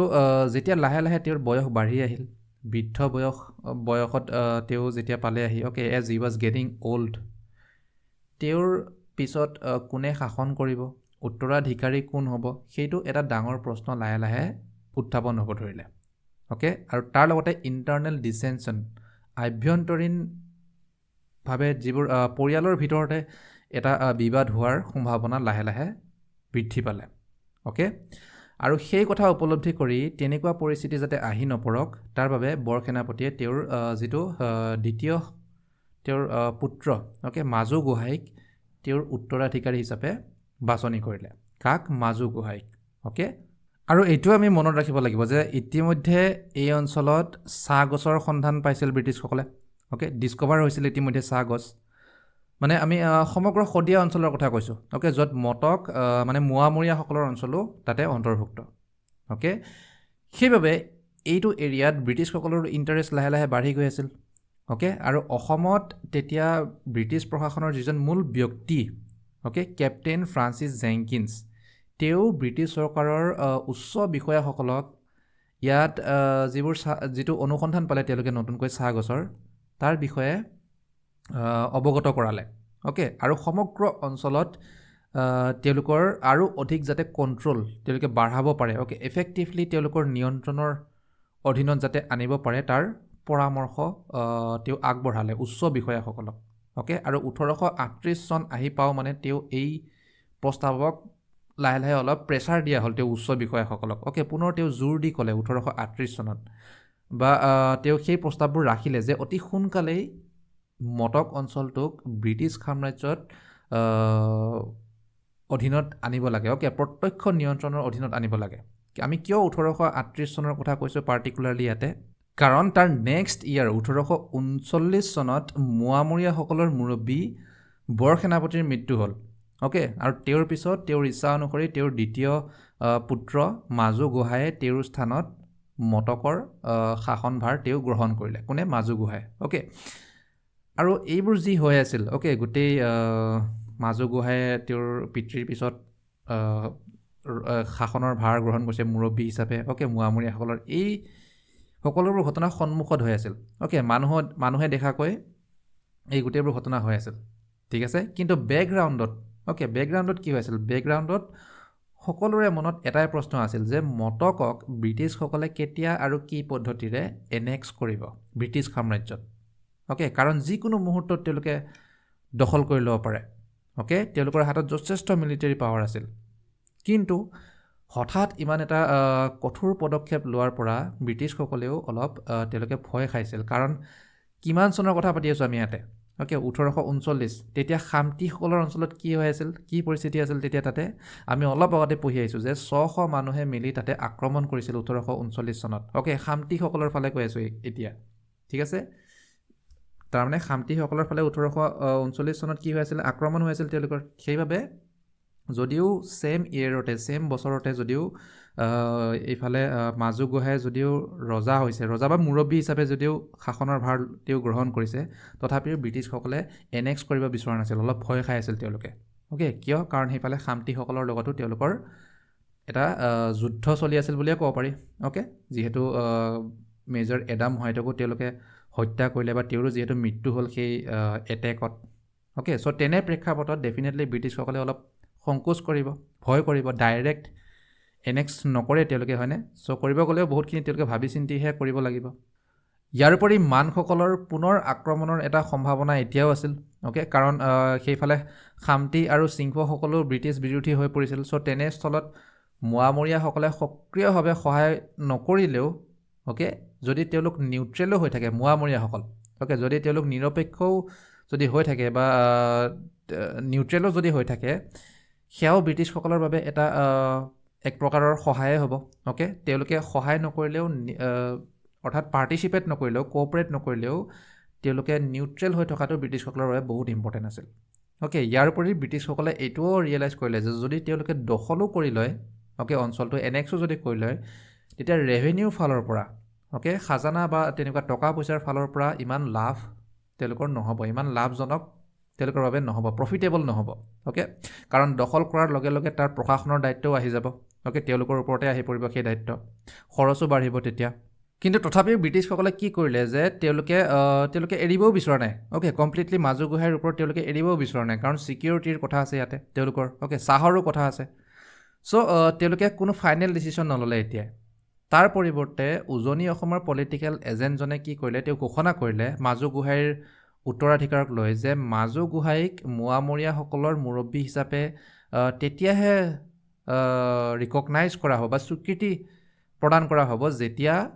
এখন নতুন এগ্ৰিমেণ্ট তেওঁলোকৰ মাজত স্বাক্ষৰ হ'ব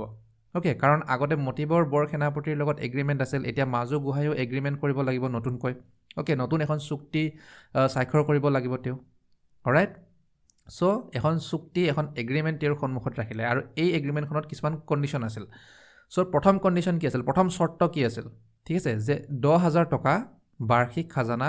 পৰিশোধ কৰিব লাগিব মাজু গোহাঁইয়ে নাম্বাৰ 1 নাম্বাৰ 2 ৱেষ্টলেণ্ডছ অ'কে এনেই পৰি থকা যিবোৰ মাটি সেয়া চাহ খেতিৰ বাবে ব্ৰিটিছসকলক এৰি দিব লাগিব অ'কে আৰু তাৰপিছত নাম্বাৰ 3 মোৱামৰীয়া আৰু ইউৰোপীয় চাহ বাগিচাৰ মালিকসকলৰ মাজত ডেফিনেটলি বিবাদ হ'ব ডিছপিউট হ'ব অ'কে সংঘাত হ'ব তেওঁলোকৰ মাজত চ' তাৰ বিচাৰ কৰিবলৈ এজন ব্ৰিটিছ অফিচাৰ তাত নিয়োগ কৰিব লাগিব অ'কে বা নিয়োগ কৰা হ'ব নাও লাষ্টৰ দুটা কণ্ডিশ্যন যেনেকৈ হ'লে মানি ল'ব পাৰি অ'কে মৰ অৰ লেছ একচেপ্টেবল হয় কাৰণ ইতিমধ্যে ব্ৰিটিছসকলৰ উপস্থিতিও তাতে আছিল অ'কে ইতিমধ্যে তাতে তেওঁলোক বহুত দিনৰ পৰা তেওঁলোকৰ ঘাটি তাতে স্থাপন কৰিয়ে আহিছে অ'কে তেওঁলোকৰ প্ৰভাৱ যথেষ্ট আছিল সেই অঞ্চলত কিন্তু প্ৰথম যিটো চৰ্ত আছিল 10,000 টকাৰ অত্যাধিক খাজানাৰ যিটো ডিমাণ্ড অ'কে মাজু গোহাঁইৰ কাৰণে সেইটো অসম্ভৱ আৰু তাক তেওঁলোকে মানি লোৱাৰ কোনো ধৰণৰ প্ৰশ্নই নুঠে অ'কে আগতে তেওঁলোকে মাত্ৰ কিমান খাজানা দিছিল জানেনে আমি পাইছিলোঁ আগতে তেওঁলোকে 1800 টকা খাজানা দিছিল অ'কে তেওঁলোকে মানে তেওঁলোকৰ পিতৃয়ে মতিবৰ বৰ সেনাপতিয়ে চ' 10,000 টকা তেওঁৰ বাবে অত্যাধিক আৰু অসম্ভৱ চ' আই হোপ ইয়াৰলৈকে ক্লিয়াৰ হৈছে কাৰণ ইয়াৰ পিছত মোৱামৰীয়াসকলৰ মাজতে অ'কে অৰ্থাৎ মটকত যিবোৰ মানুহ তাতে আছিল তেওঁলোকৰ মাজতে কি হ'ল ইণ্টাৰনেল ডিছপিউটৰ তাতে সৃষ্টি হ'ল অ'কে মানুহবোৰ ভাগ হৈ পৰিল অ'কে আৰু সেই সুযোগতে ব্ৰিটিছে সেই অঞ্চলটো এনেক্স কৰি লৈ পিছত নাও তাৰ আমি আগৰ হেৰিখিনি আমি চাই লওঁ অ'কে চ' নাও আমি জানো যে তেতিয়া পলিটিকেল এজেণ্ট আছিল মেজৰ এডাম হোৱাইট অ'কে কিন্তু খামতিসকলৰ আক্ৰমণত তেওঁৰ মৃত্যু হ'ল তেওঁৰ পিছত আহিল কেপ্টেইন ভেজ অ'কে উজনি অসমৰ নতুন পলিটিকেল এজেণ্ট অলৰাইট তেওঁ এই কথা উপলব্ধি কৰিলে যে যদি 10,000 ৰুপিজ অ'কে 10,000 টকাৰ অত্যাধিক খাজানা যদি তেওঁ জোৰ জবৰদস্তি যদি দাবী কৰি থাকে অ'কে তেন্তে মাজু গোহাঁইৰ লগতে যিসকল সাধাৰণ লোক আছিল তাতে অ'কে প্ৰজাসকল অ'কে তেওঁলোকো অশান্ত হৈ পৰিব অ'কে কোনো সন্তুষ্ট নহ'ব আৰু আল্টিমেটলি ব্ৰিটিছসকলৰেই লোকচান হ'ব কিন্তু তেওঁলোকৰ দাবী যদি সম্পূৰ্ণৰূপে তেওঁলোকে এৰি দিয়ে সেইটোও তেওঁলোকে কৰিব নোৱাৰি দাবীটো এৰিও দিব নোৱাৰি অ'কে কাৰণ তেনে কৰিলে ব্ৰিটিছসকলক বহুত দুৰ্বল যেন দেখিব অ'কে এ চাইন অফ উইকনেছ দৰে দেখিব অ'কে চ' কথাটো তেতিয়া বহুত বেয়া হৈ যাব তেওঁলোকৰ কাৰণে ঠিক আছে মানুহখিনিয়ে তেওঁলোকক ভাবিব যে ব্ৰিটিছসকলৰ ইমান শক্তি নাই তেওঁলোকৰ হাতত ইমান পাৱাৰ নাই একচুৱেলি যিমান তেওঁলোকে দেখায় অ'কে চ' সেইটো তেওঁলোকৰ কাৰণে এটা প্ৰব্লেম চ' আল্টিমেটলি কি কৰিলে কেপ্টেইন ভেটছে যে তেওঁ অলপ চিন্তা চৰ্চা কৰি কি কৰিলে এটা মিডল কোৰ্চ তেওঁ বাছি ল'লে অ'কে এটা মধ্যম পথ তেওঁ বাছি উলিয়ালে আৰু ক'লে যে নতুনকৈ চেঞ্চাছ কণ্ডাক্ট কৰা হ'ব অ'কে লোকপিয়ল বা জনগণনা অ'কে আৰু তাৰ আধাৰত খাজানাৰ পৰিমাণ নিৰ্ধাৰণ কৰা হ'ব কিন্তু ইয়াতে এটা টাৰ্ণিং পইণ্ট এটা আহিল মেজৰ টাৰ্ণিং পইণ্ট এটা আহিল যিয়ে সম্পূৰ্ণ কাহিনীৰ যিটো কোৰ্চ আছিল অ'কে তাক চেঞ্জ কৰি দিলে অ'কে কোৰ্চ অফ ইভেণ্ট সলনি হৈ গ'ল কেপ্টেইন ভেটছে অ'কে চেঞ্চাছ কণ্ডাক্ট কৰাৰ আগতেই কি হ'ল যে মটক ৰাজ্যত ইণ্টাৰনেল ডিছপিউট অ'কে আভ্যন্তৰীণ বিবাদৰ সৃষ্টি হ'ল ঠিক আছে কাৰণ মটক ৰাজ্যৰ জনসাধাৰণ ইতিমধ্যে দুটা বেলেগ বেলেগ ভাগত অ'কে বা দুটা বেলেগ বেলেগ সম্প্ৰদায়ত ভাগ হৈ গৈছিল অ'কে আৰু দুয়োটা সম্প্ৰদায়ৰ এজন আধ্যাত্মিক নেতা অ'কে যাক গোসাঁই বুলি কোৱা হৈছিল ঠিক আছে এতিয়া তেওঁলোকে কি কৰে এটা সম্প্ৰদায়ে এজন গোসাঁইক ফ'ল' কৰে আৰু আনটো সম্প্ৰদায়ে আনজন গোসাঁইক কি কৰে ফ'ল' কৰে চ' মটক ৰাজ্যৰ যিখিনি ওপৰৰ ফালৰ এৰিয়া আছিল অ'কে আপাৰ মটক যিখিনি এৰিয়া তাত বসবাস কৰিছিল মৰাণসকল অ'কে আৰু তেওঁলোক কি আছিল তাতে মূল বাসিন্দা অ'কে তেওঁলোক আছিল স্থানীয় বাসিন্দা মটকৰ ৰাইট আৰু তেওঁলোকৰ জনসংখ্যাও বেছি যদি আমি অভাৰঅল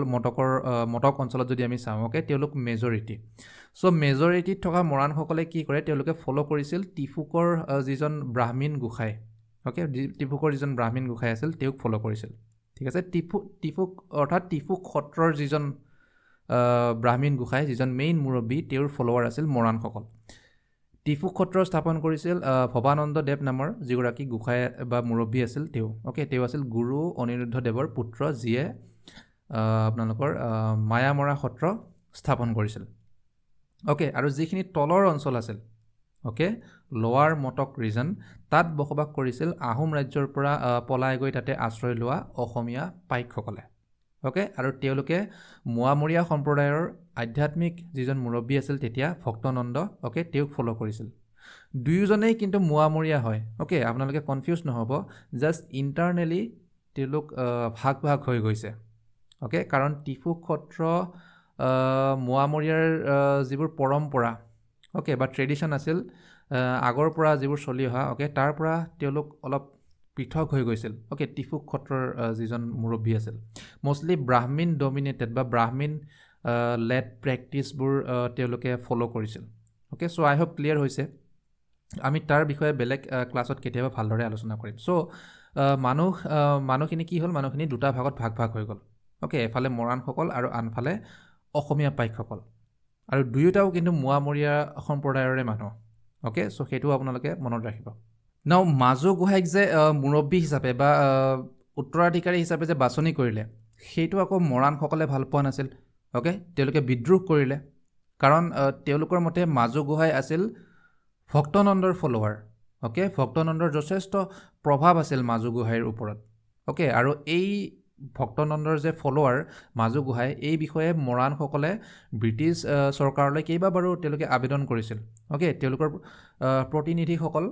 ব্ৰিটিছ চৰকাৰক জনাবলৈ তেওঁলোকো গৈছিল অ'কে আৰু মাজু গোহাঁই নিৰপেক্ষ নহয় ইত্যাদি তেনেকুৱা ধৰণৰ কথাবোৰ তেওঁলোকে ব্ৰিটিছ চৰকাৰৰ আগত অৱগত কৰিছিল নাও কেপ্টেইন জেংকিন্সে আৰু জেংকিন্স কোন আছিল আপোনালোকে ইতিমধ্যে জানিব পাৰিছে বুলি মই ভাবি লৈছোঁ অ'কে কাৰণ বহুতকেইটা ক্লাছত আমি পঢ়িও আহিছোঁ অলৰেডি চ' প্ৰত্যেকবাৰ এক্সপ্লেইন কৰি থাকিলে আমাৰ বহুত দীঘল হৈ যাব অ'কে চ' লাষ্ট টাইমৰ কাৰণে কৈছোঁ জেংকিন্স আছিল অসমত গভৰ্ণৰ জেনেৰেলৰ এজেণ্ট অ'কে ব্ৰিটিছ চৰকাৰৰ অসমৰ বাবে মূল দায়িত্বত থকা যিজন অফিচাৰ আৰু তেওঁ আছিল মিলিটেৰী অফিচাৰ আগতে অ'কে সেইটো মনত ৰাখিব চ' তেওঁ অলপ এগ্ৰেছিভ নেচাৰৰ মানুহ আছিল অলৰাইট নাও জেংকিন্সে পুনৰ ক'লে যে এনেকৈ সীমান্ত অঞ্চলবোৰ যদি অস্থিৰ হৈ থাকে অ'কে গৃহযুদ্ধৰ চিভিল ৱাৰৰ নিচিনা যদি পৰিস্থিতি কণ্টিনিউ চলি থাকে সীমান্ত অঞ্চলসমূহত তেতিয়াহ'লে ব্ৰিটিছৰ অধীনত থকা অঞ্চলসমূহৰ সুৰক্ষা বা নিৰাপত্তাৰ ক্ষেত্ৰত ভাবুকি আহিব পাৰে অ'কে তেওঁলোকৰ প্ৰব্লেম হ'ব এনেকৈ থাকিলে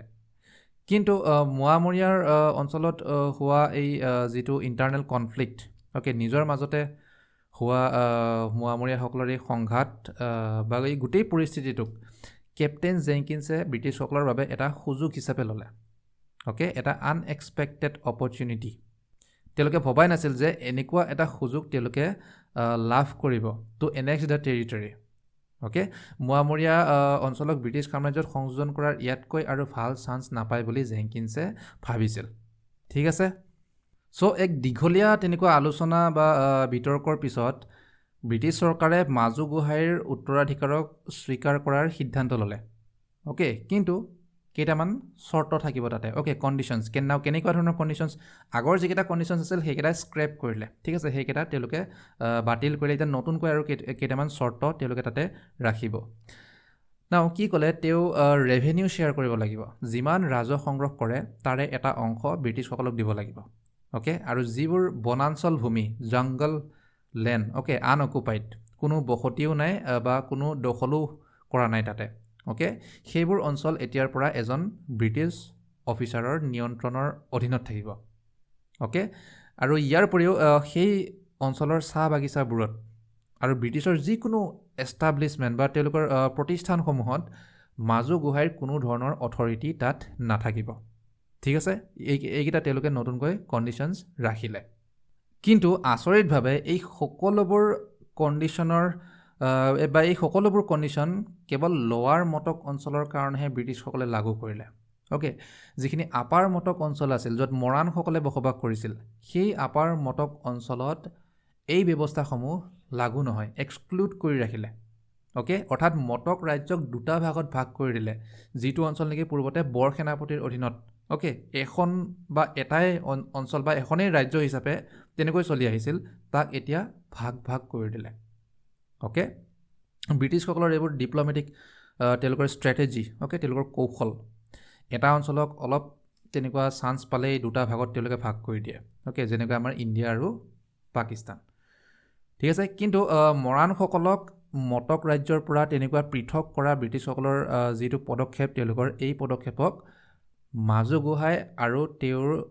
যিকেইজন ব্ৰাদাৰ্ছ অ'কে ভাই ককাই সকলোৱে তাৰ বিৰোধিতা কৰিলে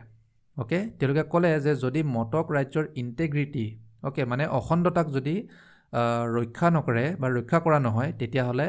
বাকী যিমানবোৰ কণ্ডিশ্যনছ বা চৰ্তসমূহ ৰাখিছে সেয়াও আমি মানি নলওঁ বা সেয়াৰ আমি বিবেচনাও নকৰোঁ অ'কে চ' তেনেকৈ ক'লে মাজু গোহাঁই আৰু তেওঁৰ ব্ৰাদাৰ্ছসকলে মিলি অ'কে আৰু নাও যিহেতু চৰ্তসমূহক লৈ দুয়োপক্ষৰ মাজত কোনো ধৰণৰ সন্মতি নহ'ল চ' অৱশেষত কি কৰিলে যে কেপ্টেইন ভেটছ অ'কে উজনি অসমৰ পলিটিকেল এজেণ্ট তেওঁ কোম্পানী চৰকাৰৰ হৈ 1839 চনৰ ডিচেম্বৰ মাহত ডাইৰেক্ট আহি তেওঁ ৰাজহুৱাকৈ ঘোষণা কৰিলে যে সম্পূৰ্ণ মটক অঞ্চল এতিয়া তেওঁৰ দায়িত্বৰ অধীনত okay he assume the charge of the entire Matak territory ইয়াৰ যিজন মূল মুৰব্বী হ'ব অ'কে যোনে যাৰ অধীনত থাকিব তেওঁ হ'ব কেপ্টেইন ভেটছ ঠিক আছে তাৰমানে কি হ'ল আল্টিমেটলি শদিয়া আৰু মটক অঞ্চলক ব্ৰিটিছ সাম্ৰাজ্যত সংযোজন কৰি ল'লে অ'কে আৰু তাৰ লগতে সমগ্ৰ ব্ৰহ্মপুত্ৰ উপত্যকা এতিয়া ব্ৰিটিছসকলৰ অধীনত অ'কে চ' আশা কৰিছোঁ আপোনালোকে শদিয়া আৰু মটক ৰাজ্যক কেনেকৈ সংযোজন কৰা হৈছিল ব্ৰিটিছ সাম্ৰাজ্যত তাৰ সন্দৰ্ভত বহুখিনি কথা জানিলে আৰু ইয়াতে আমাৰ চেপ্টাৰ 3 সমাপ্ত হৈছে নেক্সট আমি চেপ্টাৰ 4 আৰম্ভ কৰিম য'ত ব্ৰিটিছসকলে তেওঁলোকৰ শাসন আৰু অধিক মজবুত কৰাৰ কাৰণে কিছুমান গুৰুত্বপূৰ্ণ পদক্ষেপ ল'ব অ'কে কিছুমান ইম্পৰ্টেণ্ট ৰিফৰ্মছ আনিব যাৰ বিষয়ে আমি নেক্সট চেপ্টাৰত আলোচনা কৰিম আৰু যোৱাৰ আগতে আপোনালোকৰ বাবে এটা কুৱেশ্যন ৰিচেণ্টলি আমাৰ অসম বিধানসভাত এখন ইম্পৰ্টেণ্ট বিল পাছ হৈছে okay the prevention of cruelty to animals Assam amendment bill 2025 আপোনালোকে ক'ব লাগে এই বিলখনৰ প্ৰধান উদ্দেশ্যটো কি okay what was the primary purpose of the prevention of cruelty to animals Assam amendment bill 2025 recently passed by the Assam legislative assembly